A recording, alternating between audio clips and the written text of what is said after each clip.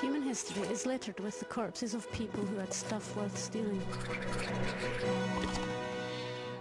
Animals. Water.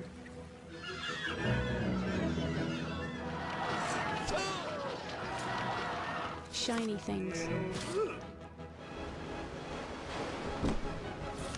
Fertile land.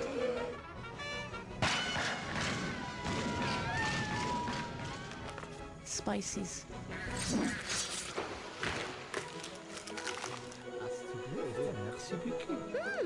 Nutmeg slice. Tea?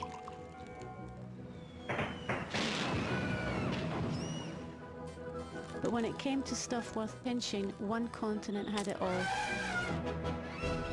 Ivory, copper, cotton, rubber, wood, tin, gold, diamonds, and people.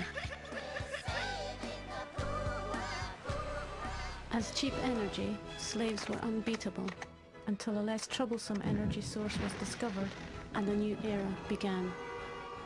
Human numbers increased 5 times over, and with each person wanting more and more stuff, oil became the resource worth fighting for all around the world.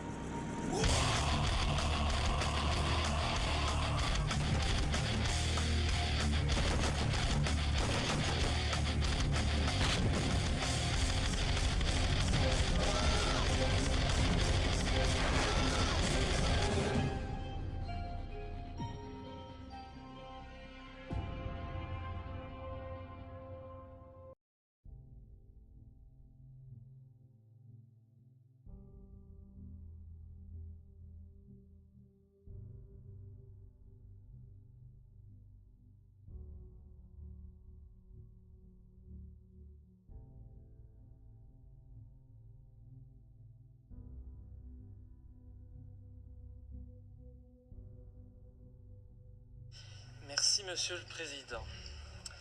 Messieurs les ministres, chers collègues, la Belgique est bien le pays du surréalisme. Ce matin, on apprend dans la presse que l'armée belge est incapable de lutter contre les quelques militaires extrémistes aux convictions islamistes radicales qui existent en son propre sein et qu'il est impossible de les licencier faute de moyens juridiques suffisants. Et par contre, dans un même temps, nous décidons d'aider la France dans sa lutte contre le terrorisme en lui apportant une aide logistique pour son opération au Mali. Que ne ferions-nous pas pour lutter contre le terrorisme en dehors de nos frontières? J'espère juste que nous aurons bien veillé à ne pas envoyer pour cette opération antiterroriste au Mali ces fameux soldats belges islamistes. Je le dis sous la forme de l'humour, mais ce qui se passe actuellement dans le monde ne me fait pas rire du tout.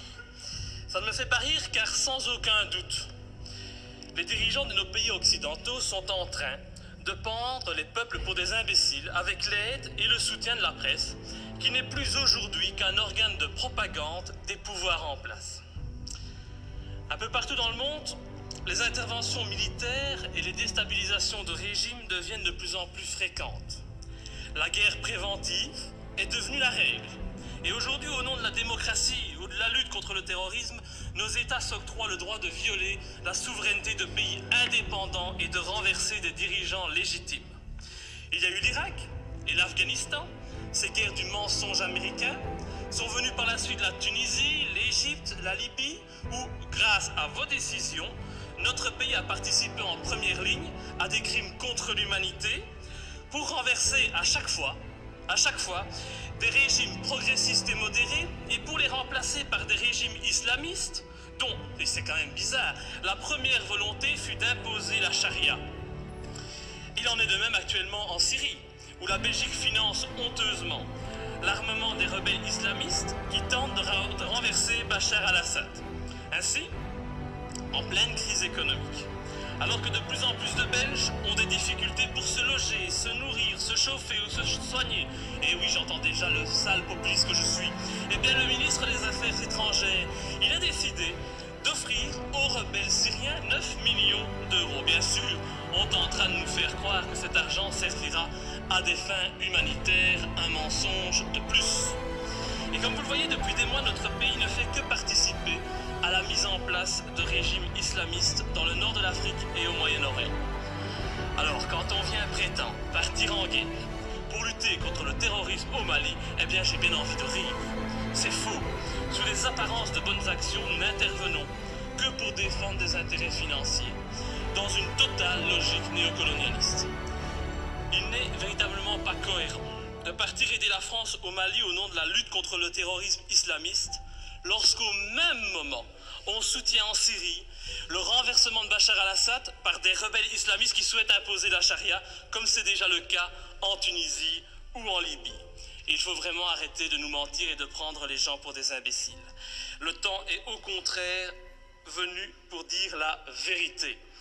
En armant les rebelles islamistes comme les Occidentaux ont auparavant armé Oussama Ben Laden, cet ami des Américains avant qu'ils ne se retournent contre lui, eh bien les pays occidentaux en profitent pour implanter dans les nouveaux pays conquis des bases militaires tout en favorisant leurs entreprises nationales.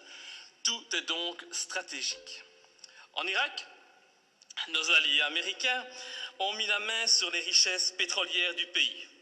En Afghanistan, ce fut sur l'opium et la drogue, toujours très utiles, pour se faire beaucoup d'argent assez rapidement.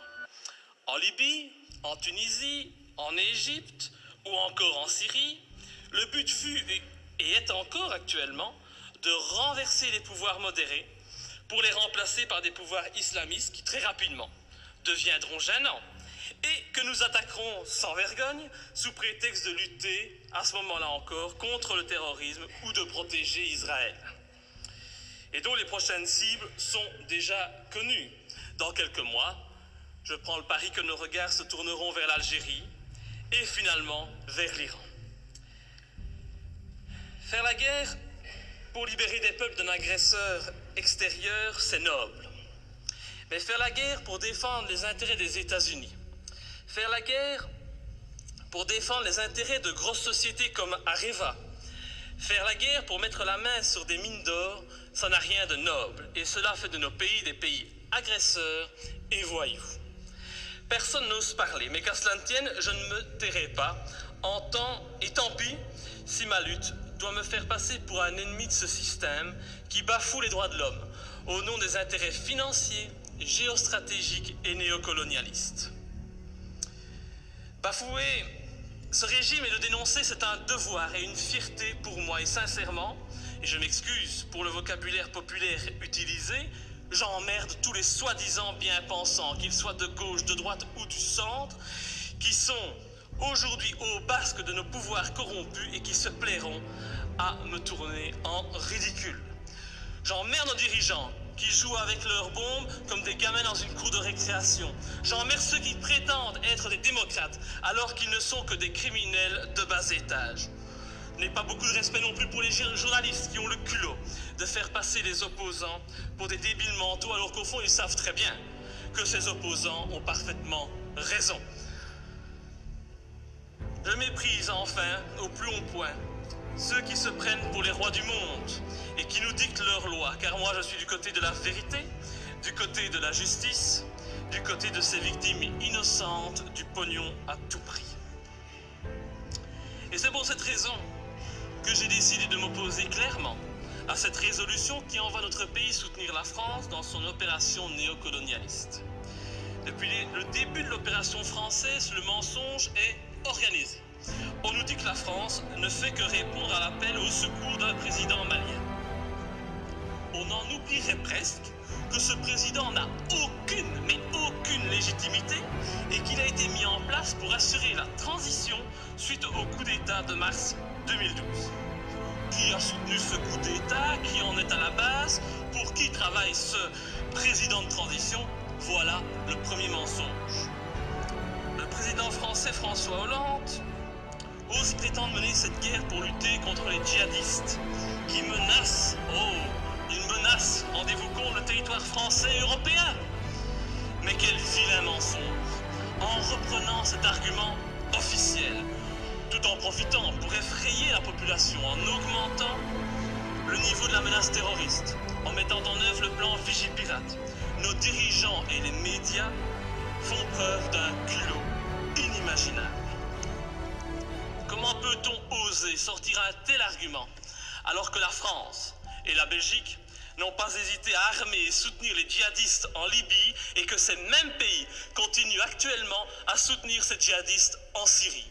Ces prétextes ne servent qu'à cacher des desseins stratégiques et économiques. Nos pays n'ont même plus peur de l'incohérence, car tout est fait pour la cacher. Mais l'incohérence est pourtant bien présente. Ce n'est pas demain que vous verrez un Malien venir commettre un attentat en Europe. Non, à moins qu'on en crée un subitement pour mieux justifier encore cette opération militaire. On a bien créé le 11 septembre pour justifier l'invasion, l'arrestation arbitraire, la torture et le massacre de populations innocentes. Alors créer un terrorisme malien, bon, ça ne doit pas être trop compliqué pour nos dirigeants sanguinaires.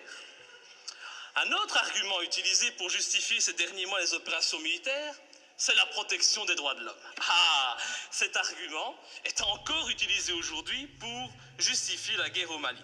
Mais oui, nous devons agir, car sinon les méchants islamistes radicaux vont imposer la charia au Mali, lapider les femmes et couper les mains des voyous. Oh, c'est vrai que l'intention elle est noble et salvatrice, c'est sûr. Mais pourquoi alors? Mais pourquoi, bon Dieu, nos pays ont-ils alors participé à l'accession au pouvoir en Tunisie et en Libye d'islamistes qui ont décidé d'appliquer cette charia dans ces pays qui étaient, il n'y a pas si longtemps de cela encore, modernes et progressistes? Je vous invite à demander aux jeunes Tunisiens qui sont à la base de la révolution de Tunisie s'ils sont heureux de leur situation actuelle. Tout cela, c'est de l'hypocrisie.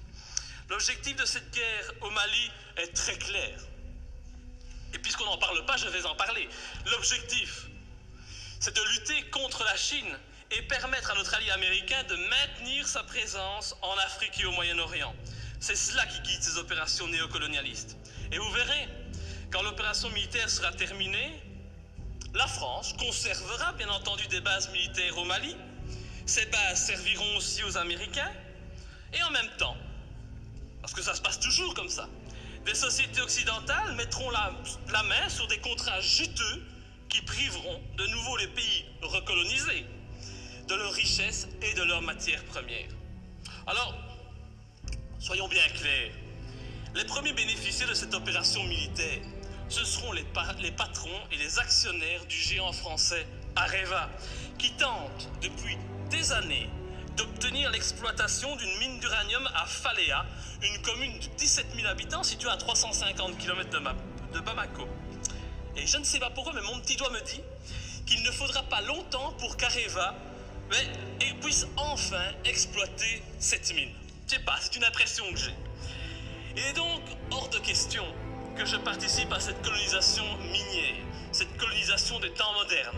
Et pour ceux qui doutent de mes arguments, je les invite sincèrement à se renseigner sur les richesses du Mali. Le Mali est un grand producteur d'or, mais depuis peu, il a été désigné, comme étant un pays qui offre un environnement de classe mondiale pour l'exploitation d'uranium. Mais comme c'est bizarre, un pas de plus vers une guerre contre l'Iran, c'est une évidence.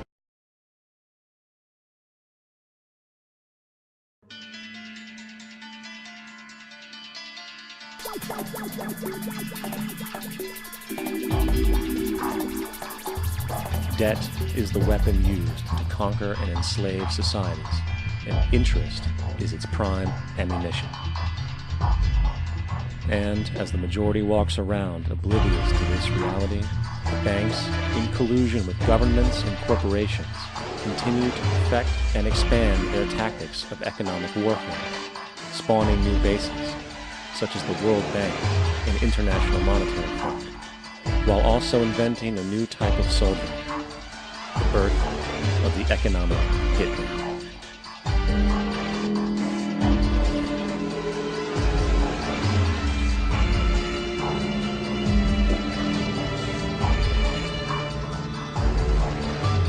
we economic hitmen really have been the ones responsible for creating this first truly global empire. And we work many different ways.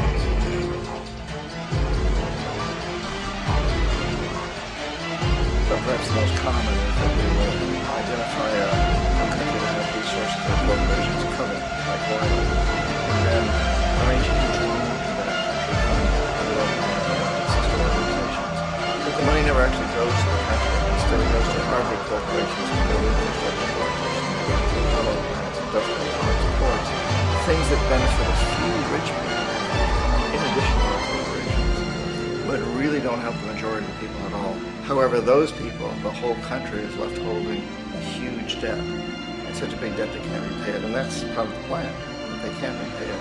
And so at some point, the economic hitmen go back to them and say, listen, you owe us a lot of money, can't pay your debt, so sell your oil real cheap to our oil companies. Allow us to build a military base in your country, or send troops in support of ours to someplace in the world like Iraq, or vote with us on the next UN vote, to have their electric utility company privatized and their water and sewage system privatized and sold to U.S. corporations or other multinational corporations. So there's a whole mushrooming thing, and it's so typical of the way the IMF and the World Bank work. If the country is debt, it's a big debt it's not pay it, then you offer to refinance that debt, they pay the more interest, and you demand this quid pro quo, which you call a conditionality or good governance, which means basically that they've got to sell off their resources, including many of their social services, their utility companies, their school systems sometimes, their penal systems, their insurance systems to foreign corporations. So it's a double, triple, quadruple whammy.